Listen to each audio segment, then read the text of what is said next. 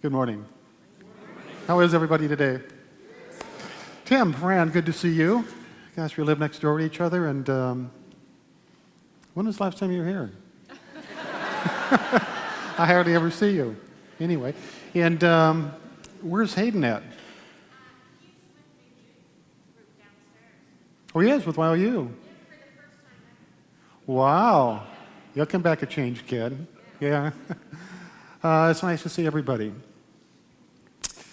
Let's talk about life. We all have it. Life is good. There's absolutely no doubt about that. Until we begin to spin this web in our mind, a web that is tangled with anxiety and with fear and with doubt and with hopelessness and with despair and guilt and shame and all these other things that just turn life into a miserable experience, all generated within the mind. There's very few things in our lives outside of us, in the world around us, that threaten our survival and are genuinely deserving of fear. Very few things. Most of the fear that we generate, the fear and the anxiety, matter of fact, the experts say 92% of the things that we fear and the anxiety that we feel are about nothing at all. They're just imaginary things within our mind that we get all worked up with.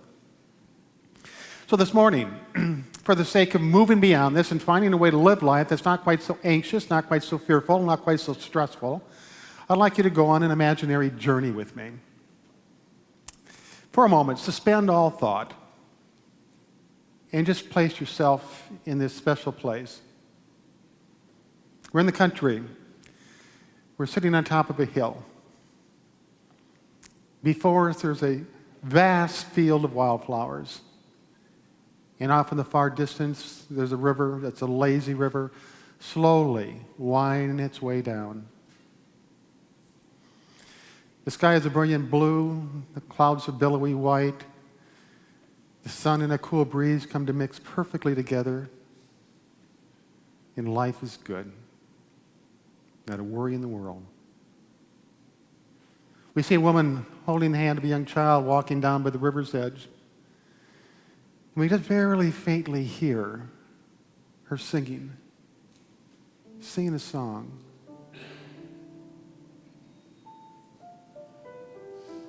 What is that tune?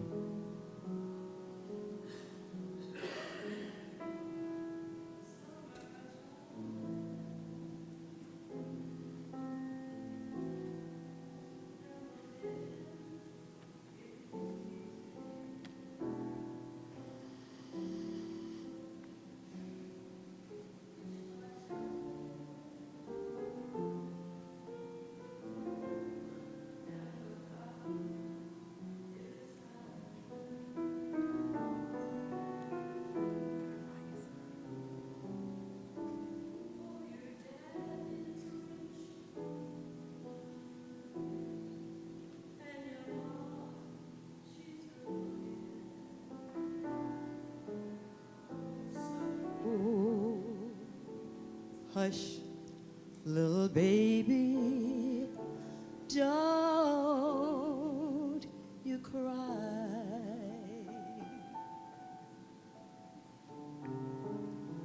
One of these mornings, you're gonna rise and start singing. Then you will spread your wings and take the sky. But till that morning, no, there is nothing can harm you, 'cause you've got your Daddy and Mama standing by.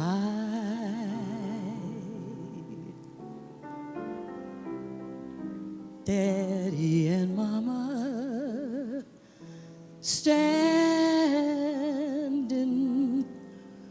by.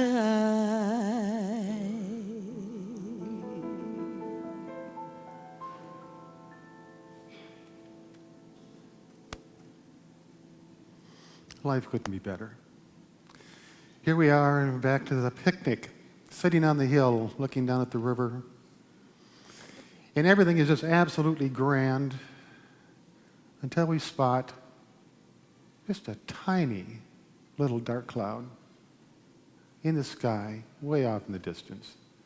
Tiny little dark cloud, and we begin to focus on it. And the more we focus on it, the bigger it seems to become. And the bigger it seems to become, the more we begin to think fearfully about it. Is it heading our way? If so, it'll probably bring a storm. That's what it is. Dark clouds are storm clouds. And they usually come with thunder and lightning. What'll we do? I know a guy who got struck by lightning one time. Every single hair in his head stood up straight. It was charged so hard they couldn't even cut it. And it never went down again. What if that happened to us? Where would you sit? You couldn't sit in front of people. They'd get mad because they couldn't see over your hair. And what about me? Think new people would take me seriously if they came in and every hair in my head was standing straight up? That's something to worry about. Probably lose my job. Wife wouldn't want to hang around. Where would I work? Foreclose in my home? Lose my car? Live in the streets? Is that cloud getting closer and closer? Now, I tell you this because that's the way we approach life sometimes. Everything is just absolutely beautiful and grand. It is right now, sitting here. Everything is grand. But we start to focus on one little dark cloud, one little speck way, way off in the horizon. And it's a known fact that whatever we're thinking about, that thought is replaced with another thought of the same nature. It goes on all the time. We're thinking a thought, that thought is replaced by another thought of the same nature, that thought by another thought of the same nature. And it begins to escalate in energy. Think a negative thought, it's going to be replaced with another negative thought, which will be replaced with another negative thought, and pretty soon within our mind we have a brainstorm of negativity going on. All because we focused on one little thing. Now, we have an issue before us, sitting up here on the hill. And the issue isn't, is it going to rain or isn't it going to rain? We have no control over that. We have an unresolved issue, because we don't know what to do. Do we leave? Do we stay? What's the risk? An unresolved issue. Every bit of fear, every bit of anxiety, every bit of stress, every bit of fearfulness, doubt, despair that we hold is a result of an issue that is unresolved. We're just kind of hanging at it in limbo. Unresolved issues. Anybody here have unresolved issues in their lives? Again, with relationships. A lot of relationships have unresolved issues. And then there's situations and circumstances. There's the future. Well, we can imagine all sorts of unresolved issues about the future. There's the past, things that hurt us. Lots of unresolved issues. Yet at the same time, if you take this vast universe, we as human beings are the only ones that have unresolved issues. No other species has them. There's one power and one presence in the universe. That is God. God is everywhere present. God is it all. God has a nature, the nature of the universe. The nature of the universe is in harmony with it all. And we get in disharmony when we step outside the boundaries of nature and do things that are against nature, such as having unresolved issues, such as worrying about the future, such as being irritated, angry, and mad about the past. Once again, we as human beings are the only ones in this universe that do that.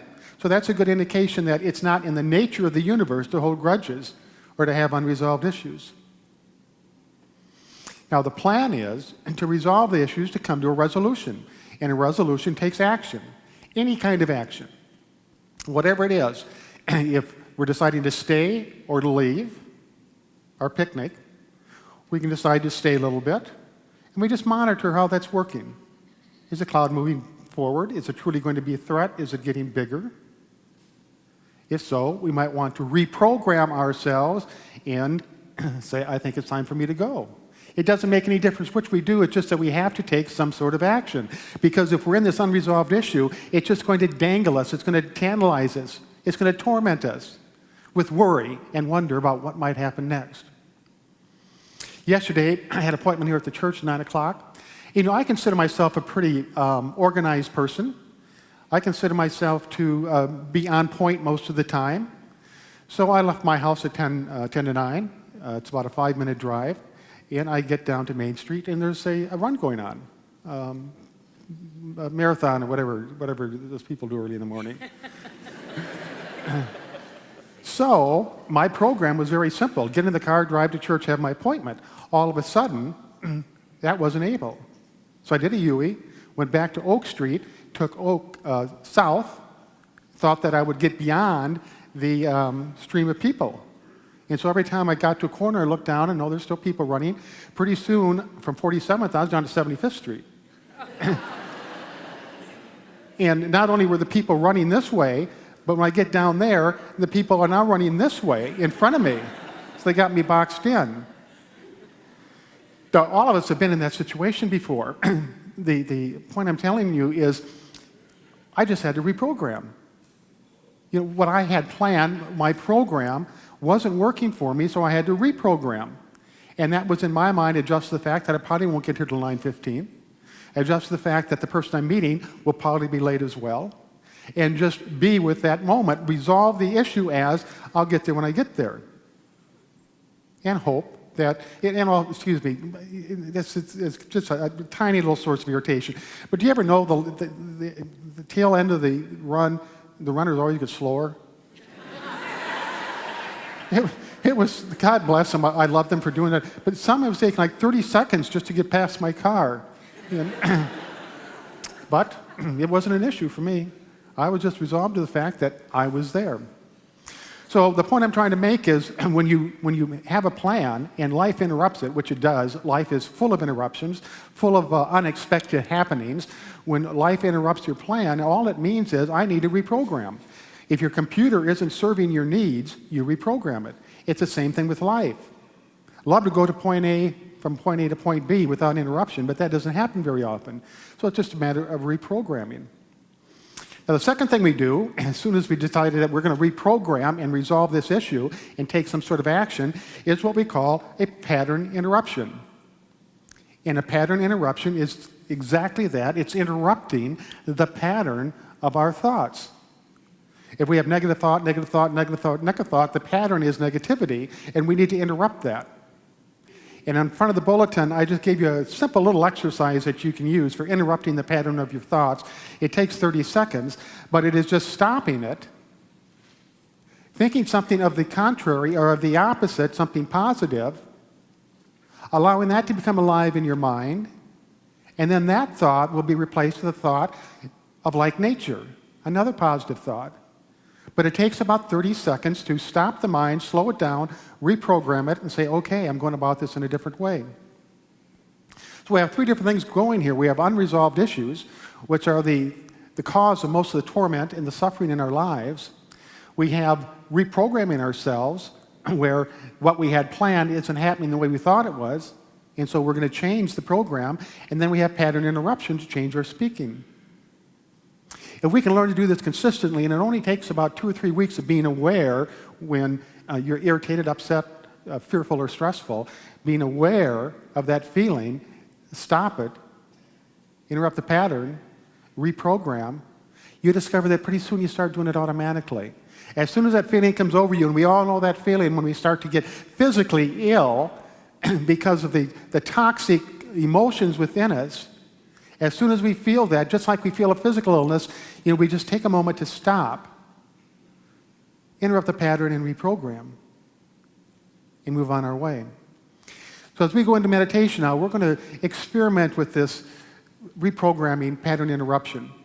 If there's anything in your life that's upsetting to you, anything that hampers your peace of mind, anything that brings you a sense of anger or resentment, we're going to resolve that issue. It's an unresolved issue in your life.